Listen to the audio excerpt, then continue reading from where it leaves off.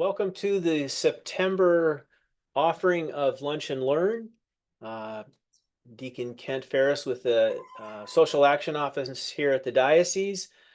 We'll begin in prayer, and I will introduce our guest speaker for today, and then we will turn the microphone and the camera over to him.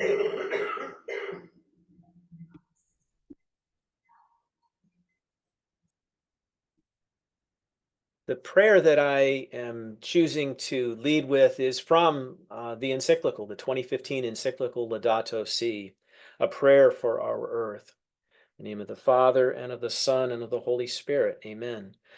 All-powerful God, you are present in the whole universe and in the smallest of your creatures. You embrace with your tenderness all that exists. Pour out upon us the power of your love, that we may protect life and beauty. Fill us with peace that we may live as brothers and sisters, harming no one. O God of the poor, help us to rescue the abandoned and forgotten of this earth, so precious in your eyes. Bring healing to our lives, that we may protect the world and not prey on it, that we may sow beauty, not pollution and destruction. Touch the hearts of those who look only for gain at the expense of the poor and the earth. Teach us to discover the worth of each thing, to be filled with awe and contemplation, to recognize that we are profoundly united with every creature as we journey towards your infinite light. We thank you for being with us each day. Encourage us, we pray, in our struggle for justice, love, and peace. Amen. In the name of the Father, and the Son, and the Holy Spirit. Amen. It is my great pleasure to introduce our speaker for our Lunch and Learn today, Reverend Mark E. Swanson, Regional Director for Growing Hope Globally, which includes the Upper Midwest as well as the West Coast. The topic today, the title reads Hope's Impact, Rural Parishes and Beyond Responding to Global Hunger. Rural churches in the United States might be best positioned to make an outsized impact when it comes to responding to hunger and its effects in the developing world, and also benefit themselves while doing it. I had the opportunity to meet Mark a month or so ago when he actually came and visited our office here in Davenport, and then continued to be blessed by being to have been invited to Growing Hope Globally's national gathering in Decorah but a month ago. And so we're going to hear about Growing Hope Globally from Mark. And again, as we do in other Lunch and Learns, questions can come by way of chat, or we'll open it up at the conclusion of Mark's presentation. Without further ado, Mark. Thank you, Kent. Appreciate the invitation, the opportunity, and thank you for all of you who are joining. I know you can be spending your lunchtime in a multitude of ways, but it's a gift for me that you've chosen to spend this time here. And so I'm thankful for that. Pardon me for just a moment as I work to open my screen here and share it with you all.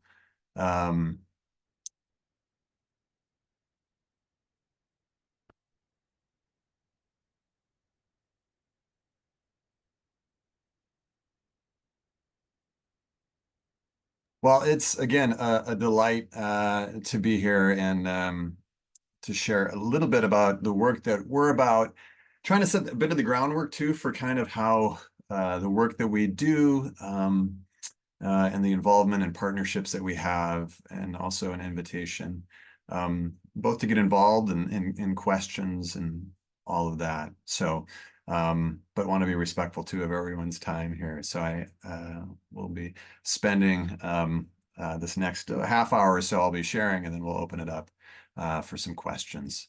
This is part of, I was invited to share because this is the season of creation that we are a part of. I love the theme for this year, to hope and act with creation, and I'll touch on that a little bit. Obviously hope is a big part of the language that we use as an organization, with hope right in the title. It's who we are. And our work is about responding to hunger. yeah, I won't ask you to respond verbally to this, but you can think for yourself if you could answer this question. Um, where do you think this location might be? That 9 and 10 people, that's the number of people who are living at subsistence level or below, right? That they're just getting by, um, or below, barely, just at that edge. And where 2 out of 3 people is the number of people who are living with severe um, or extreme hunger. I've asked this to many people in different settings in the past, and what people will guess many different places. This is actually a statistic that you would find in first century Galilee. Um, right, that we often maybe don't think about the context of where Christ was living and the communities he was a part of and moving through. But scholars will tell us that there were, it was not, hunger was a reality. It was a reality in the lives of people trying to get by.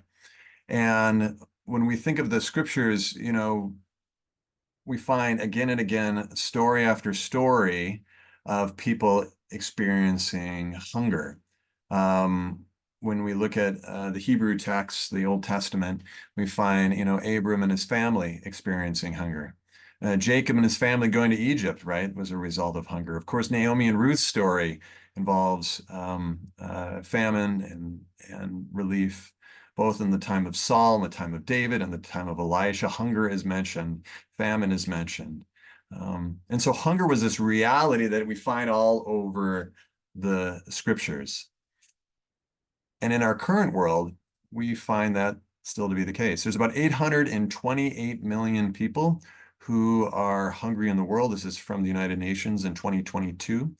And that number ticked up since 2019. After years of really making some strong progress, it went up. You know, a couple participating reasons. One was, of course, the pandemic had a huge effect. We saw it here in our own country, but really around the world, that let that number climb up. The other thing too is conflict. We have particularly the war in Ukraine and Russia, and the consequences of that are having a global effect um, on people around the world. And so we're seeing it there. And I know in light of the season of creation and the focus of the work too, there's another corresponding reason. And that's in terms of what we're seeing in the crisis around climate. This is from the World Food Program, said in 2021, there were more frequent and intense droughts, floods, and storms were reported across the globe. These caused widespread food insecurity, crippled agricultural production, and devastated livelihoods, with people forced from their homes. So all of these things have been contributing to this increase. But the point I want to draw here is that there is a corresponding story, I think, of what we see in the developing world and in the biblical world. But there is hope. And so from the Season of Creation website, I want to draw out this one quote that came through, and maybe you've come across this as well in your own reading. It says, "And yet there is hope and the expectation for a better future. To hope in a biblical context does not mean to stand still and quiet, but rather groaning, crying, and actively striving for new life amidst the struggles. Just as in childbirth, we go through a period of intense pain, but new life springs forth." So hope being this thing that is both expecting, but something that's put into action. Um, and so we find over the scriptures, right, that yes, there's this context of hunger that is there, but there's also this context and this language of response. So in Isaiah 58, it says, "Is this not the kind of fast I have chosen, to loosen the chains of injustice and untie the cords of the yoke, to set the oppressed free and break every yoke? Is it not to share your food with the hungry?" And of course, from Matthew 25, as Christ shares, in the parable of the sheep and the goats, Lord, when did we see you hungry and feed you? He goes to say, truly, I tell you, whatever you did for one of the least of these brothers and sisters of mine, you did for me. In Romans 12, if your enemy is hungry, feed him. If he is thirsty, give him something to drink. In James, suppose a brother or sister is without clothes and daily food. If one of you says to them, go in peace, keep warm and well fed, but does nothing about their physical needs, what good is it? And finally, I thought this was an appropriate verse in terms of this idea of first fruits, right? This hope that we have of a world that where all is renewed and all is made right, and we're sort of breathing in the oxygen of the future, right? And putting into action. But from Revelation 7, never again will they hunger, never again will they thirst. And so there's this impulse of hope and of response that we find when it comes to hunger. But the question becomes of how do we respond to hunger? And so I want to talk about just kind of this idea quickly about, do we respond?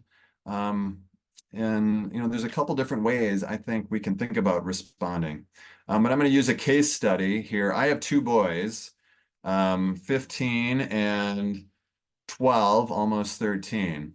And I think about how I could treat my children here for a second when there is a problem. Do I wait for the one child and say, I'm going to wait until there's a crisis that happens in their life, and then I'm going to intervene. Whatever that crisis might be at school, at with their family, with their faith, whatever it might be in their lives, am I waiting around for the crisis and then I respond? Or the other option, am I working to develop them and prepare them and empower them in order to develop and grow so that they might be equipped for things that would come and that they would grow well and healthy and all of those ways. Um, it's a little bit of an image of how we think about responding. For some reason, though, I think we would all agree we want to develop our children. We don't just wait for the crisis. But often when it comes to a hunger response, that's what we're doing. We're waiting for the crisis, the news flash or something like that, and that's when we respond. Um, in some ways, this was kind of where the early days of Growing Hope Globally were when we first got going. We were originally called Foods Resource Bank, but even before that time being organized, our organization grew out of a great impulse and a great intention to make a difference. It was some farmers in Northwest Ohio who said, man, we have abundance all around us. We know there is great need in the world. How do we make a difference? And so what they did when you think about responding to hunger, just like, is you get somebody food. And so they grew a harvest and they put it on a barge and they shipped it off to a nation in the developing world. And they discovered two things. It was very, very expensive. It cost 15 times as much to ship the food than it did to grow it. The other thing they discovered was when they, sent all this grain that was going, when this community had flooded the community with free food, and it undercut everything that the farmers in those communities were trying to do to eke out a living. And so they said this cannot be the way. And we'll talk about how that work transformed here in a moment. But I was thinking of this idea of do we respond with a crisis mindset or development mindset? I like this quote from our good friend Thoreau here, who said, there are 1,000 hacking at the branches of evil to one who's striking at the root. And really, the commitment of the people that we work with is they're motivated by their faith, but they're also motivated by making an impact and a lasting impact. I'm sure you all know this, have heard this little proverb or however you want to say it, maxim before. Give a man a fish, he will eat for a day. Right? Teach a man to fish, he will eat for a lifetime. And we like to say, teach a woman to fish, and she will take care of the whole community. Because we see that time and again. But it's this idea of how do we grow a lasting impact when it comes to responding to hunger? And that's where agricultural development comes in. It's choosing to say, how do we equip and empower people right now instead of simply waiting for the crisis to happen, um, treating people with dignity and integrity and the whole person, not just simply as a problem to be solved, if you will, but treating them as a whole person. And that's really the value of agricultural development. It's saying it's about creating a lasting solution to hunger, as we like to say, right? That we know that it makes a greater impact when we work with people to teach them and help them develop, new ways to grow things and empower them, in terms of storage or getting food to market, those things like that, versus simply um, supplying them with food. Which what that does too is when we ag development is it offers support to empower and to give dignity to the people that we work with. And in our programming too, what we find is it's really, in a sense, cost effective. It's about $55 in our programming to help somebody move towards that place of being food secure. For one person, 55 bucks. And so that's a great part of this work as well. Um, Growing Hope Globally has been around for 25 years now, and we just celebrated that anniversary, as Deacon Kent just shared. Over those years, we've been able to help and serve 2.3 million people to grow lasting solutions to hunger around the world. And we do this in partnership. We have currently 45 agricultural development programs operating in 31 different countries, all looking very contextual to their space, offering what's needed in those communities. And so it's very much tailored to those groups and those communities and what might be needed there. Um, we don't do this work alone, though. We do it in partnership. And so the work that is done on the ground is done with local partners, people from those communities that are familiar with the region and the needs there. But we do it in partnership too with our implementing organizations. And you can see those on the PowerPoint slide there. They're all Christian relief and development agencies, really from across the full spectrum of the body of Christ. And you can see, in particular, for this audience, that the Catholic Relief Services is one of our great partners, and I'm going to highlight them in a little bit here. And so as partners working together, they're the ones that bring us these programs to say, how do we make a difference together, knowing we're stronger when we do it together around agricultural development. And so we're working in tandem with all these different folks together. I mentioned here that, yeah, CRS is one of our great partners. They've been involved for a long time. They are also on our board. We have a great board member from CRS who helps lead that work and is a very involved member, and we have several programs with them. I just want to tell a few quick stories because I think it's good to sense of like what's the work that's going on in these communities. And so I'm going to tell a few stories, and then I have a short video here of one of the programs that CRS is involved in. This is a program that is in Honduras. So I'm going to read this a little bit to you here. Honduran farmers are experiencing many severe challenges brought on by changing weather patterns, including flooding and droughts. CASM, which stands for the Comisión de Acción Social Menonita, excuse my Spanish, but that's our local partner there. And they encourage smallholder farmers to learn a variety of farming techniques that have been widely adopted and shown to be successful in other communities who've tried them. Delma, and that's Delma here on the screen, used to dry her grains and coffee beans on a tarp on the ground, leaving them vulnerable to pests, unpredictable weather, and heavy rains. She often had to sell her coffee beans wet, which brings in a low price. Her coffee business has greatly improved since she built a solar dryer greenhouse that gets the grains and beans off the ground and protected. Chasm, the local partner, provided the training and materials, and Delma and her family built the structure. The new greenhouse speeds up the drying process from 5 days to 3, and her coffee sells for close to twice as much as before. She also raises animals for protein and income. 2 years ago, she received a 6-month-old piglet, along with training on how to care for it. It is now producing litters. As part of the project, Delma gives some of its offspring to other community members so that they have the same chance she did. She's going through the same process with a pregnant cow.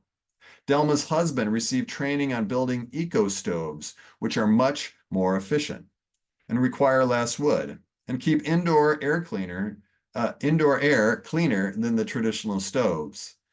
He now helps others build them. Delma's next dream is to build a biodigester that channels the methane from animal manure to power a gas burner.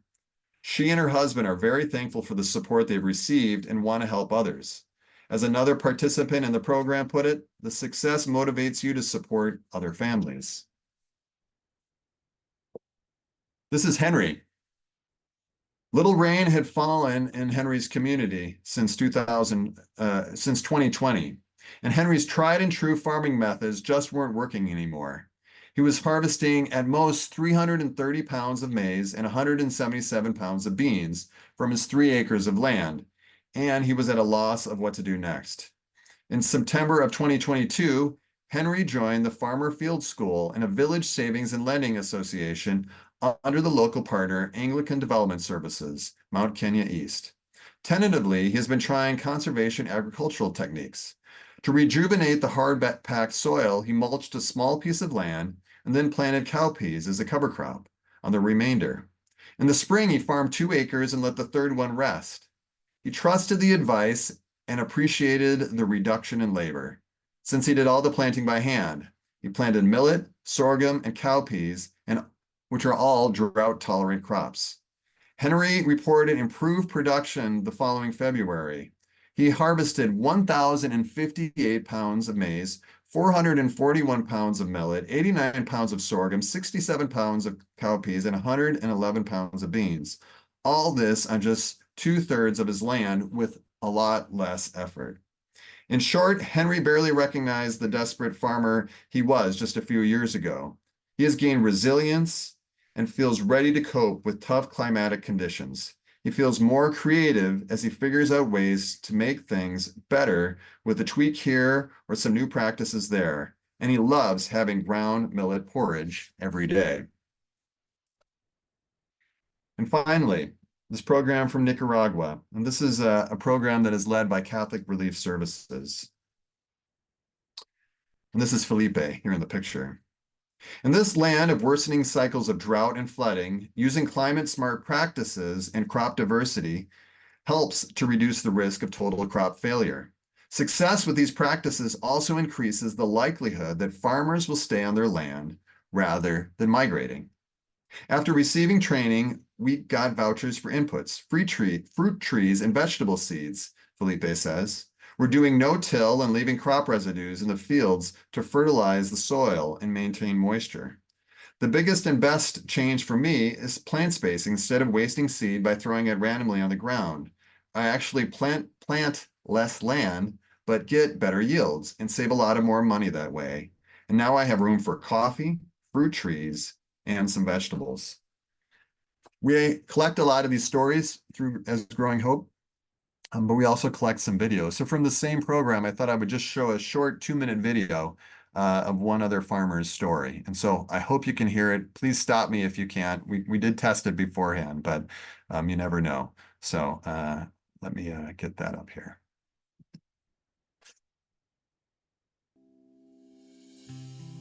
Mi nombre es Arlon Cruz, soy productor de la comunidad de Samascunda. Antes nosotros no sabíamos usar el suelo, quemábamos. Hoy en día, gracias al proyecto que nos ha enseñado las escuelas de campo, me ha gustado mucho, hemos aprendido bastante. Antes nosotros arábamos, maltratábamos la tierra, se nos iba bastante tierra. Hoy en día no, dejamos todo el restrojo, todo lo que es la maleza. La tierra ya hoy en día no se nos va. Estamos en un lugar que es muy seco, en un corredor seco, donde nosotros necesitamos bastante de lluvia, pero gracias a ese restrojo que hemos dejado en la parcela, nos dura un poquito más, ahí queda reservada el agua. Y hemos aprendido bastante del proyecto, porque antes nosotros íbamos a comprar la semilla al mercado. Hoy tenemos un banquito de semilla donde se ha beneficiado bastante a la comunidad también, y nos ha apoyado bastante el organismo también con bastante fertilizante, donde antes nosotros lo comprábamos pero sí no lo sabíamos usar. lo dañábamos. Hoy nosotros hemos aprendido bastante, nos han enseñado bastante cómo usarlo y hemos obtenido bastantes ganancias en lo que es el grano. Nos da para la comida y vendemos de ahí. Y estamos en también un grupo de autoahorro que hemos salido beneficiados. Nosotros ahora en mayo lo repartimos de las ganancias y para hoy pues fuimos allá a comprar los insumos, ya no andamos prestando. Le damos gracias al proyecto que nos siga apoyando para seguir más adelante.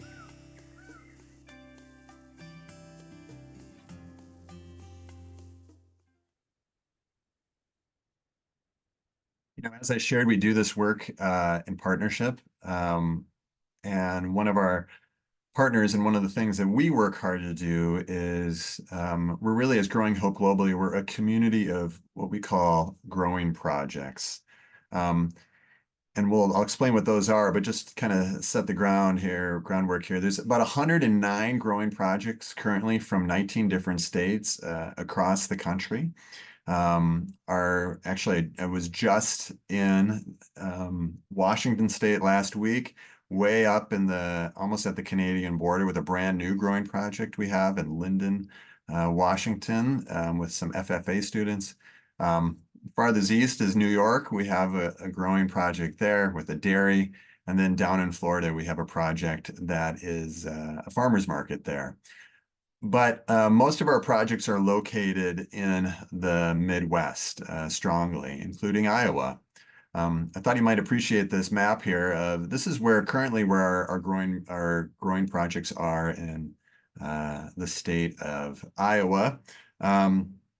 And in some of these communities, I won't highlight them all here, but speaking of those that are part of the Diocese of Davenport, there has been involvement from St. Mary's in Dodgeville, St.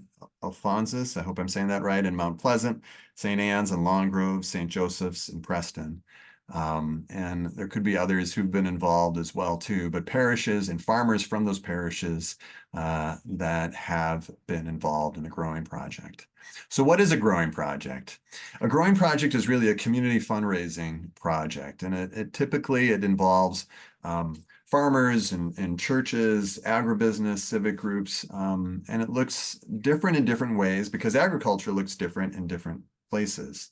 But for the most part, what it is there's this sort of level of gathering up donations, and it might be working to collect, having the local seed dealer donate seeds. It might be somebody who has some land that's available that they're going to designate. It might be a church that does adopt an acre kind of a thing. Anything, donations that can help cover the costs of growing a crop. And so, and it's often farmers that'll say, I'll throw in 2 acres or 3 acres.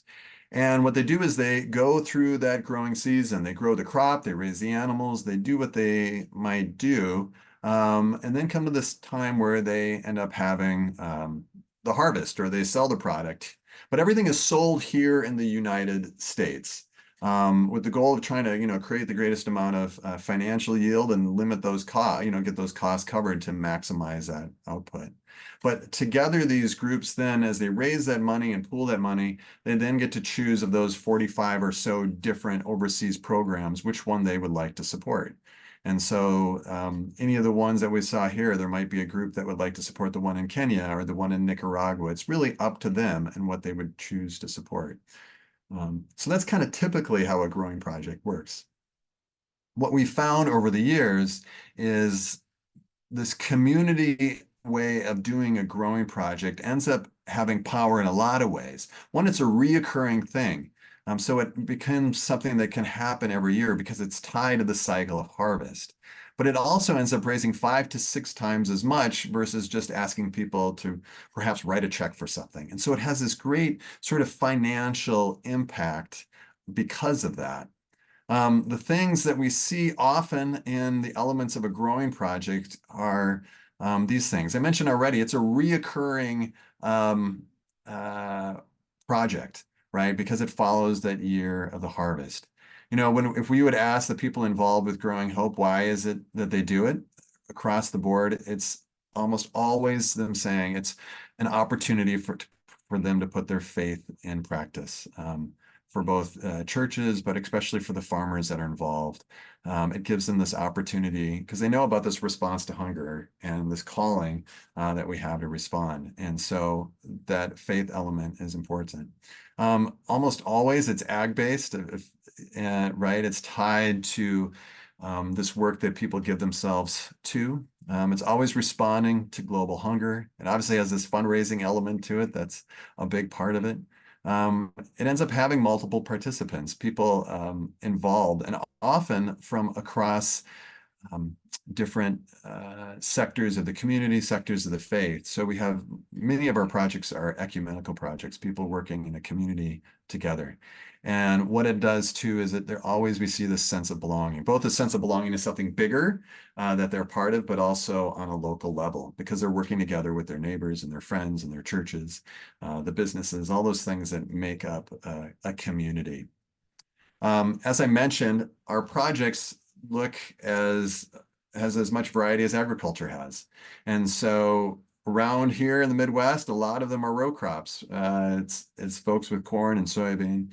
We have dairy projects. We have a few farmer market projects and others that do a specialty crop. This picture there with the apples is actually the church I served for many years out in Washington State, where they do a direct sale of apples. So it looks as unique as agriculture looks like. And sometimes there are other fundraising projects as well. Actually, one of our newest project is a guy up in the Twin Cities who is roasting coffee beans from one of our overseas programs. And then the profits from the sale of those beans, that particular beans, or half the profits end up going to support a Growing Hope overseas program.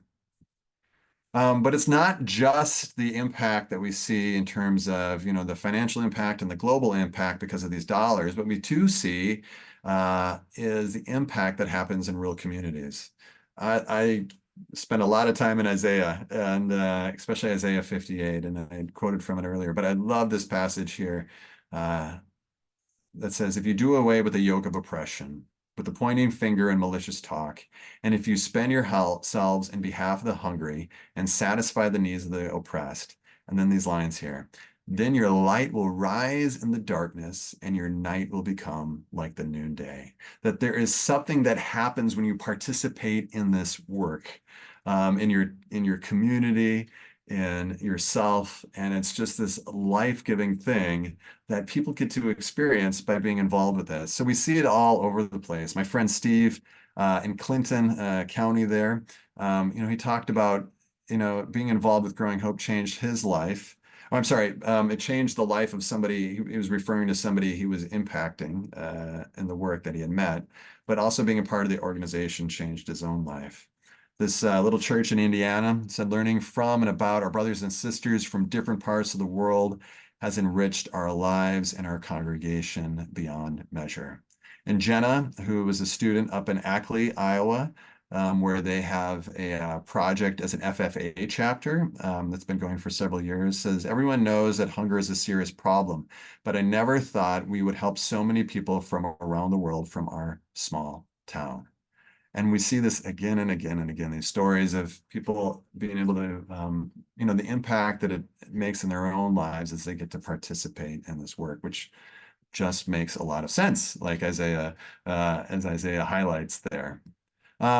If you're interested in this work at all, if you would want to have a conversation about exploring starting a growing project in your own community or joining one, would love to have that conversation. I'll have my contact information up here as well. Of course, folks can always donate to one of our overseas programs at any time, whether they're part of a growing project or not. We always appreciate that. We also get to bring people to visit our programs. That's one of the great things that we do is we visit the programs and get to meet the people that have been impacted, which is just another great encouragement. So we have a trip coming up in January, February to Senegal to visit our program there. This last year we had a visit to Cambodia, visit to Mexico. to visit those programs. But we also bring some of those folks that are involved with those programs overseas here to the United States. And so I mentioned being in Washington State last week. I was giving a woman who leads our programming in Cambodia.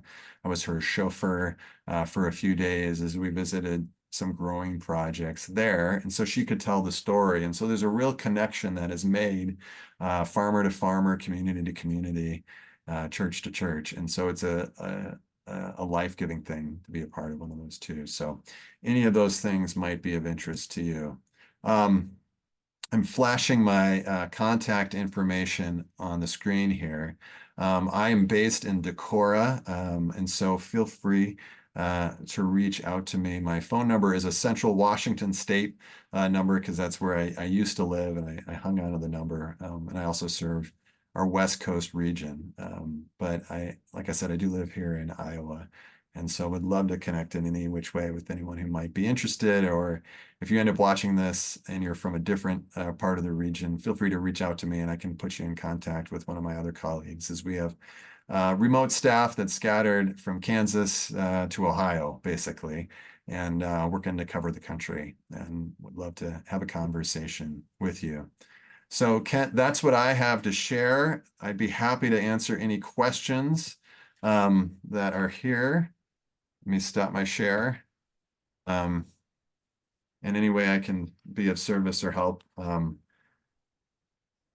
thank you again. Let me just say thank you again real quick just for the time, and appreciate all y'all joining up today. Mark, thank you so much for the information. As I had mentioned before, in addition to providing us information for the benefit of those that live within our 22 counties, my intention is also to share it with my colleagues at the National Association of Catholic Social Action and Mission, because I know that there are others that may have similar interests. You did your homework because you knew the season of creation being connected with the call to hope and act with creation. And for us in this diocese, so much of our responsibility at caring for creation has a very rural feel to it. And to be able to engage others in that effort in the way that Growing Hope globally does really allows for the rural genius to come and rise in a pretty profound way. I'm looking at the chat. I'll monitor chat if people have questions that way. And then I would also say you can unmute yourself or raise your hand if you have a question for Mark. Lastly, I'll just say that we've met on a couple of occasions. You came here once, and I traveled to the national gathering, but the continued connection that Growing Hope globally has here locally allows for us to be able to talk firsthand with farmers that have been part of it. And there is probably no more profound testimonial than a firsthand account than to hear directly from somebody who can say, this is what we did and this is the impact we've had. We've had one request for your additional contact information, Mark. So if you want to either put that in the chat or put it back up on the screen, whichever way makes most sense. I will also include it on the follow-up that I send out with the recording. Thank you, Esmeralda. Mary Raymond, Sister Mary. And you can unmute yourself and then you'll be ready. All right. So with regard to the local farmers, I take it's from what they benefit, the profits from their crops, that they dedicate a certain portion to these projects overseas. Exactly. So is that, kind of a standard from year to year, or, is it depending on what, their market is and so forth? That's an issue that I think would be a big one for our area. It is, yeah. No, I mean that's that's the reality in some ways, right? Commodity prices dictate a lot of what we're able to raise. And weather, right? All the other conditions that come into play with farming. And so that's part of the beauty of being, the more diverse we can get both in our projects, that helps with that strength, both in location and in whatever that commodity might be.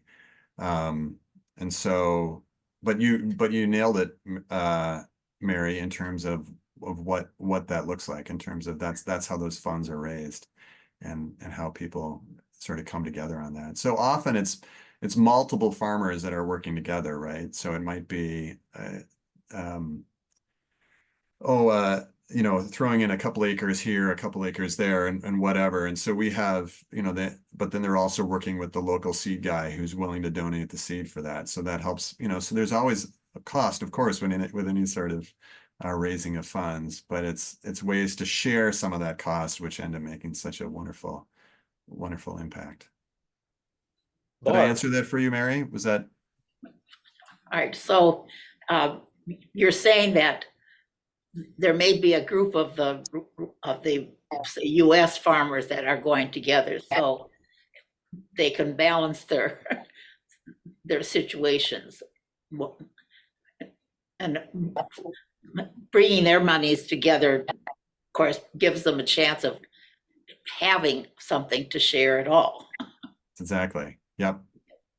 And there's a growing project in Northeast Iowa, and the way they have it, the project has it in a pamphlet, and they talk about covering the cost of inputs, right? Is that not how it reads, Mark? So that it's not entirely on the shoulders of the farmer, that they're looking at other community support, including parishes or congregations that can contribute, so that the upfront costs allow that farmer to be able to cover, planting field. And it might be on the other side too, right? That there might be elevators that waive the drying cost. There might be somebody who would have been, who was driving the truck that day who covers the gas. And so it's all these sort of, different ways that people kind of work together, I would say. And that's part of the magic and the fun. I'm going to go next to editor of our newspaper, Barb Arland-Fye. Barb? Hi, Mark and Ken, thank you. I'm curious, I'm working on a story, an editorial about the SNAP and the Farm Bill. And I'm just wondering, the Farm Bill, I don't know that it'll probably be a continuing resolution again because of the political situation. But I'm wondering, one of the things that's holding it back is that some of the legislators who sit on that ag committee are saying they want farmers to be providing the grain to send over, which seems antithetical to what you're doing. I don't know how that, that's what you were talking about, that what used to happen is farmers would want to ship their grain over to to a country in need, which would thwart the efforts of the people over in the other countries. And I'm wondering, does that come into play at all with the work that your partners are doing overseas in different countries? Because we so narrowly focus on development, whether any of those specific programs have had to deal with that in recent, I can't say. And I should highlight too, right? There is space to respond in that way. I don't want to, completely, right? If there's a crisis in a community, we got to respond quickly. But I don't have any, Barb, to your question, I don't have any, I don't have any narrative, I guess, around that I could speak to. But I know of that as an issue in terms of the Farm Bill. Yeah.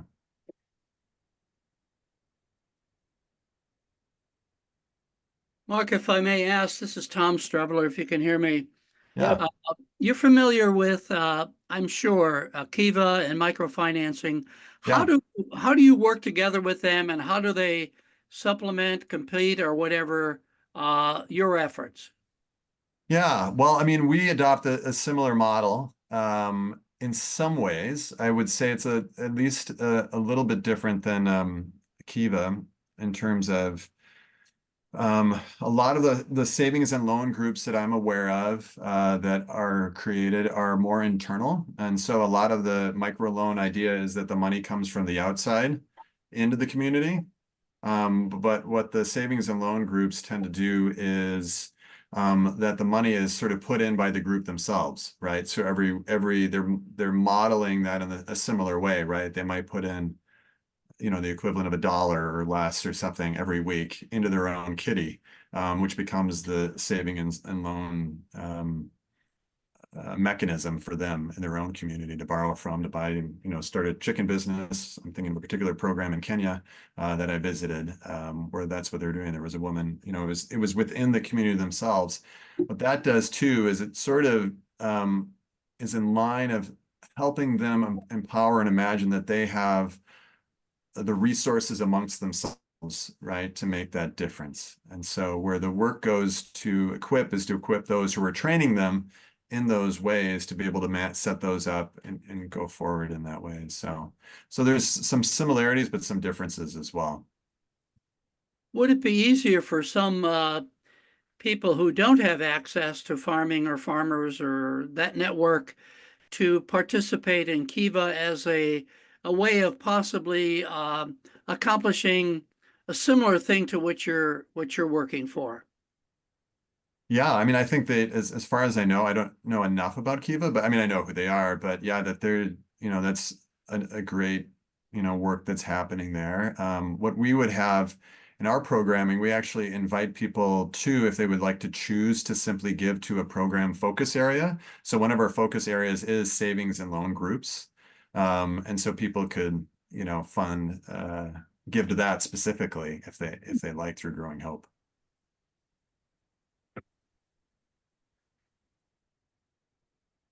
Thanks, Thomas, for the question. Mark, I think I heard you mention the fact that there's a farmer school. Or do these guys or men and women learn about agriculture on site in their own country, or how does that work? Correct. Yeah. So that's what the local partners in each community are doing is they're training and equipping those people in those communities themselves. So farmer school, yeah, yeah. So that, training them, it might be everything from grain storage to figuring out what's going to be the best cassava root to be growing, the healthiest. It might be about setting up these savings and loan groups, whatever is unique for that community that they're both looking for and in collaboration with one another. And so we see that, yeah, that's the work that's happening. So what you're saying is there are people from, say, for instance, Iowa that go down to Honduras and help them to understand better? No. No. Yeah. So no, the people who are doing that is our local partner on the ground. So those are people from like that a community in Honduras that are doing that work. We don't have we don't have any staff there. It's not folks that are visiting to observe and celebrate and encourage. But they're not, we have just to pick on a friend he was the head of National Corn, and he went down to I want to say Nicaragua, and there was a woman there who was planting what was it, sweet potatoes, or it wasn't sweet, it was something else, but yucca or something, and she asked him if he could show her how to do it, and he had he's like, I have no idea, and here the head of National Corn was sort of a big deal, but and so she taught him the right way to do it, and so it's very localized training happening there. Okay. So, one other question, you mentioned in the state of Iowa, there was a star around the city of Washington. Yeah. How does one contact that group or become more familiar with that group in Washington? If reach out to me and I can put you in contact. That has transitioned a bit. It's the United Methodist Church there in Washington. that has been involved. There was one farmer in particular who was heavily involved. It's shifted a little bit. It's mostly just the congregation now that does a donation, but that's who that is. So yeah. Okay, thank you. As a quick commercial for another event that will occur in about a week here within the season of creation on Saturday, September 14th at 9 a.m. At Long Creek Pastures Farm outside of Washington. We will have morning prayer at the farm. And Michael Vidito is the proprietor of Long Creek Pastures. He's involved in regenerative ag. His means of farming crops is not unlike his fellow farmers in the county of Washington, where it's no-till and cover crops. But his means of raising livestock is consistent with a regenerative ag model. And so people are invited to join us. I'll have Esmeralda put in the notes for this call the address. But again, it'll be a simple morning prayer on the farm and afford Michael an opportunity to explain his farm practice. When we established the Laudato Si action plan for the diocese, when we had the farm boy as our bishop, I made sure that we stressed the importance of making sure that we had events and opportunities to have in rural settings and to learn from those who know rural life very well. And so not only this one, but the one next Saturday will be our way of staying true to that responsibility. And as again, you mentioning a farmer in Dodgeville, unbeknownst to me, sometimes it takes a Lutheran friend from the Decorah area to come down and tell me who are my peeps. So I'm really, it's always a blessing to have people reach out and share. Likewise, I knew nothing of Catholic Relief Services Farmer to Farmer program, which is a beneficiary of Growing Hope globally before your visit, Mark. And so it's all very good. Any last questions for folks? Yeah, this is Isaac. How you doing there, Mike? Hello, I Isaac. was great. I wanted to know whether you, besides what you do in Kenya and around the world, have you ever been to Liberia? Mm. We have a program in Liberia, I believe. And I'd have to check the website again to see if that's still there, but I know we have had in the past. Yes, yep. I mean, I'm from Liberia, and you were talking about the sweet potatoes, and Yeah. a lot of folks do eat the sweet potatoes, and they are not aware that the potato leaves is more nutritional than the potato itself, and people don't know all that. So I was just curious to see how these things work. But I would like us to connect so that we can do more as well. I would love that. Absolutely. Please reach out. All right. Yeah, Esmeralda's provided the address and contact information for Saturday. But again, the analogy of planting seeds, it's not, Mark doesn't merely scatter them, and nor do we. And so to be able to have these opportunities to have people understand and hear and imagine what's possible, and then have the means of being able to follow up with Mark. And then likewise, Mark, if our peeps are talking to you, got to let us know who's talking to you Yes. so we can keep it in touch. The other part of it too is our office has an enormous responsibility serving at the request of a bishop's office to know what's all going on. And I kind of wish that Bishop-elect Walsh could be with us live for this. The beauty of it is we'll record it and can share with him as well as he gets to know our 22 counties. And I would say, please reach out. I find myself a bit of an itinerant circuit rider, preacher, guy on the road. And so I might be in your community as well. And so it'd be great to get a cup of coffee or whatever works. Excellent. We normally tell you what the next Lunch and Learn is. We will be back in touch because we do know what the November Lunch and Learn is. We do not yet know what the October offering is. If you have topics that you think would be appropriate for the October Lunch and Learn, please get a hold of me. And again, I want to thank Mark Swanson for his time. Very, very helpful. It's always good to learn about new efforts and projects and make new friends in the process. Thank you all, and we stay in touch, and we look forward to another gathering here in a month. Thank you. Thanks.